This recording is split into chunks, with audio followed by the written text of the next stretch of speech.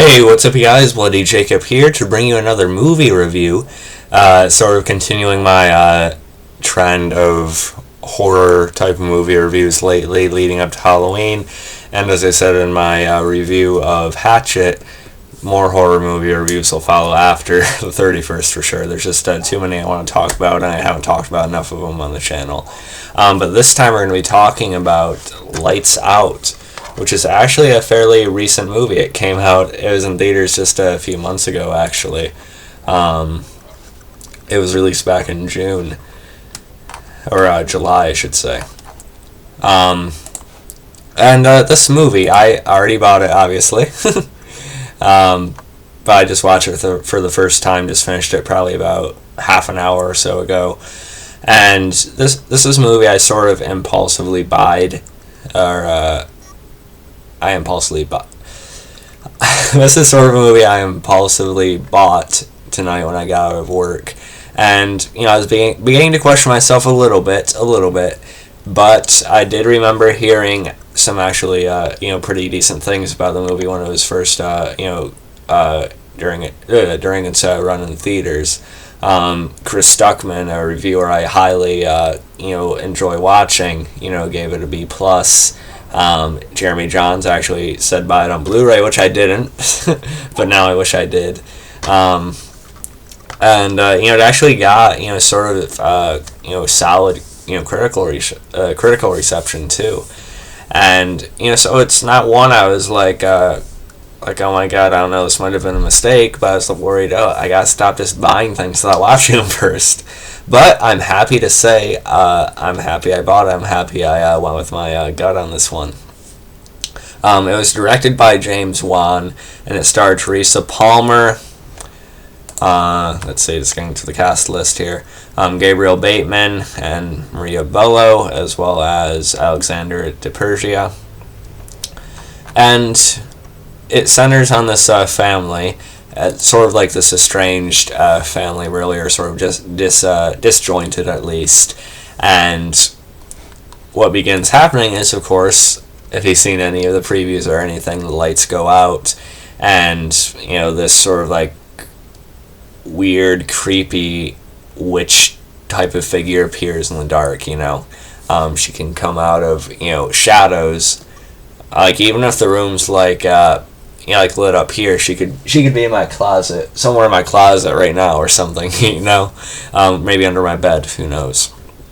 And so this, of course, causes them all to be looking into it, but it's not really that simple, really. The story sort of unravels a little bit more of a backstory on her.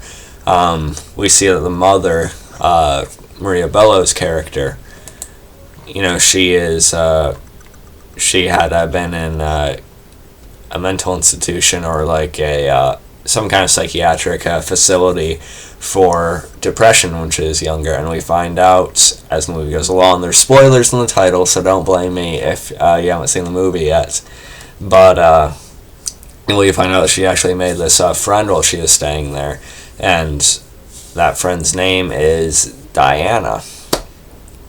And Diana, we find out, is this figure, haunting, this family. And she's some kind of malevolent witch type of spirit, I guess. I don't know why I'm saying witch. She kind of looks like a witch type of, character, really, once we actually do see her, which we'll talk about in a few minutes. But she, while she was, normal or alive anyway, she had formed a very close bond with the mother, and the mother's name being Sophie, by the way, and she just didn't, she had like these outbursts, or sort of like this rush of aggressiveness. We really didn't get all the answers in the movie, but then they tried experimenting on her, and it went wrong, and she was apparently killed, or she died somehow. And now she just doesn't want anyone to help Sophie get better, really. And that's part of what drove Rebecca away, who's the eldest, her eldest daughter in the movie, Teresa Palmer's character. And so we see in the opening scene, we see a guy, he is his name is Paul. He's played by Billy Burke, and he's the father. Or at least the stepfather, anyway, I should say. And we see that he is killed at the beginning of the film because he was trying to help Sophie get better.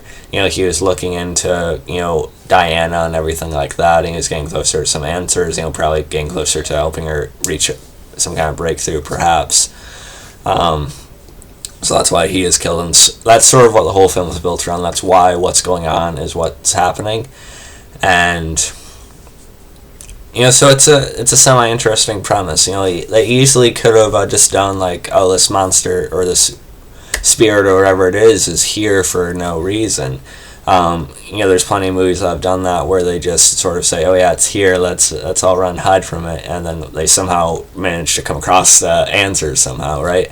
But I like that the movie took the approach of, actually giving us a bit of a background on it, actually making us care maybe a little bit more.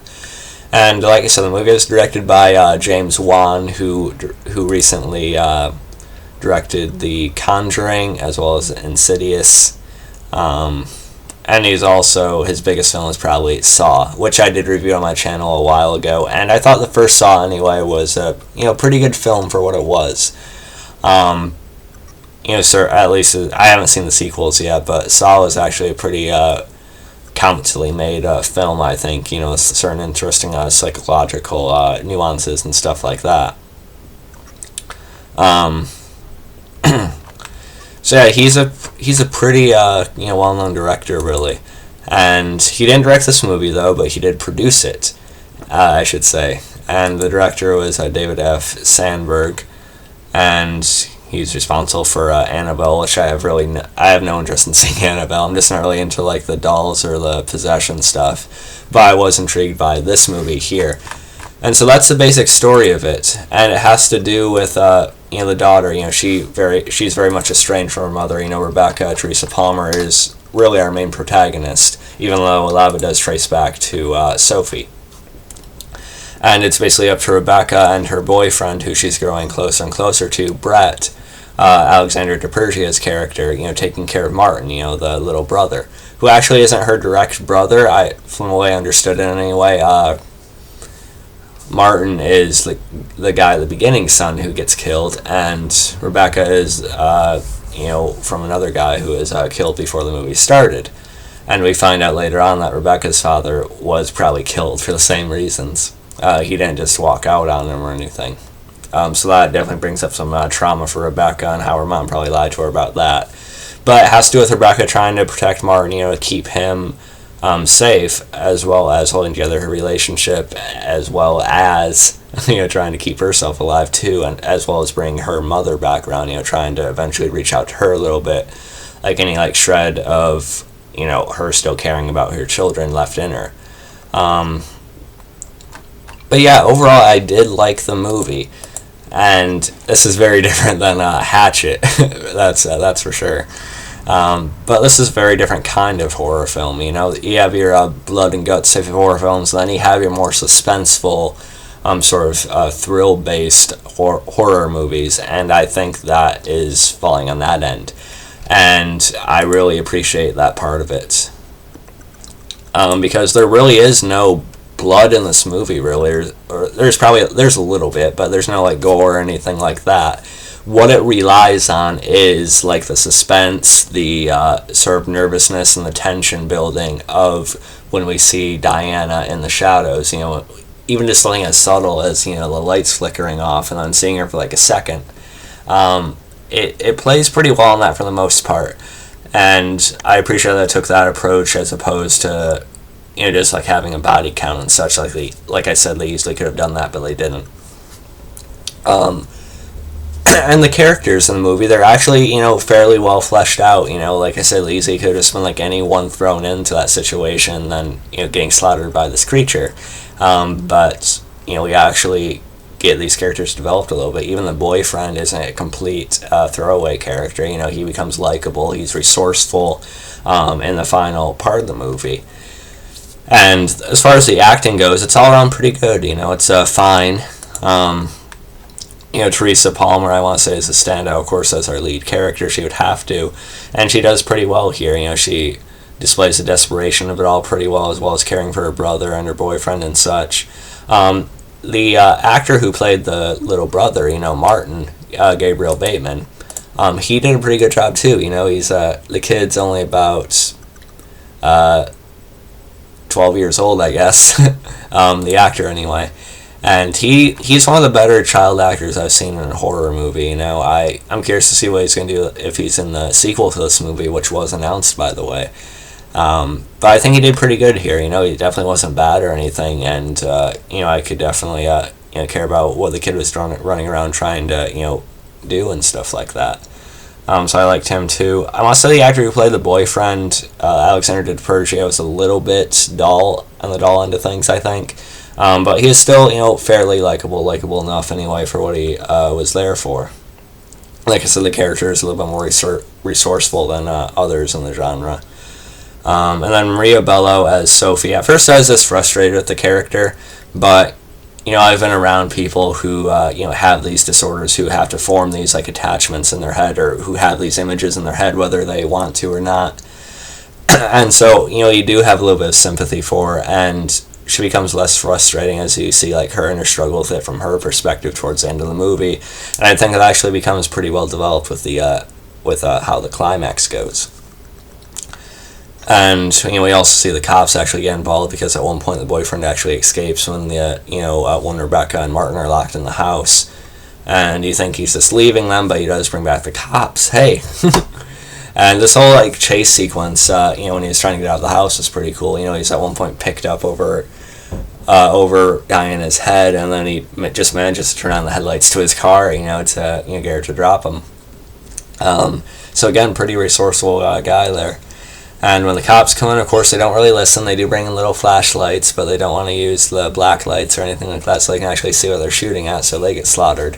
But I really did like that sequence. It's predictable. Most times cops show up in horror movies, they're going to get killed pretty easily. And that happens here, but I liked the effects to when people try to shoot Diana, just like how she sort of like phases around it, or through it, really. I like the effect as it goes through her entity. It's really quick, but I think it's pretty cool looking. And what ends up happening at the end of the movie, Martin and Rebecca end up begging to their mother to help. They need someone else.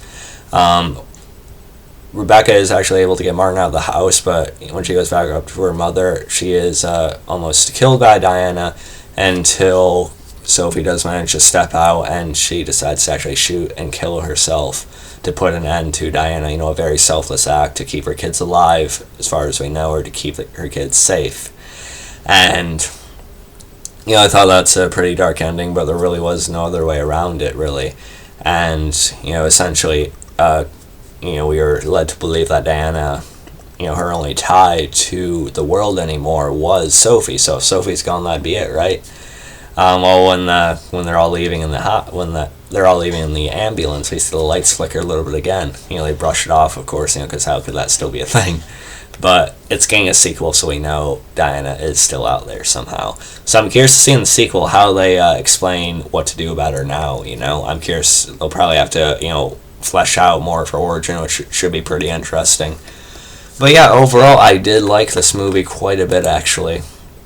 Again, I like that I didn't rely on blood and guts. I relied on the suspense. There are jump scares in the movie, of course, and in a way it does become a little bit repetitive with the scares in the movie, because whenever the lights go out or flicker, you're ready for like some kind of like jump movement, and they flicker again.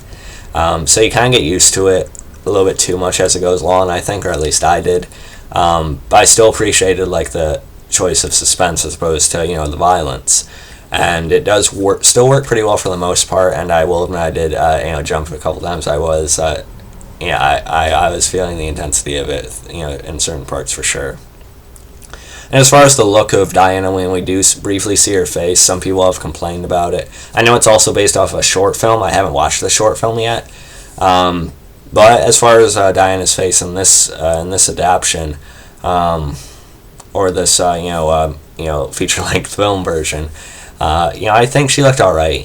She was sort of like your she had like a skin disease or a skin disorder when she was alive as well, so that explains part of it. But she sort of looks like that older witch type of figure. But she still has like black hair and such. So I think she was, she looked pretty good. I think actually, and she had these like glowing eyes in the dark as well, which were definitely some of the creepiest parts of it for sure. But yeah, overall, I really like this movie. Actually, I'm happy I bought it. I might even buy a separate Blu-ray copy at some point, just because of how much I enjoyed it. This and Don't Breathe a few months ago are probably some of my favorite horror movies or like thriller movies I've seen in quite a while. Don't Breathe is really more of a thriller film, but they're definitely two of the most well done of that type of thing I've seen in a while. Either way, I'm gonna give this movie. I'm gonna give this movie a B plus. Actually, I liked it quite a bit. So let me know what you guys thought about Lights Out, and you can follow me on Facebook, Twitter, like, subscribe. I'll catch you guys next time. Peace. Really can't wait for the sequel. Did my light just flip?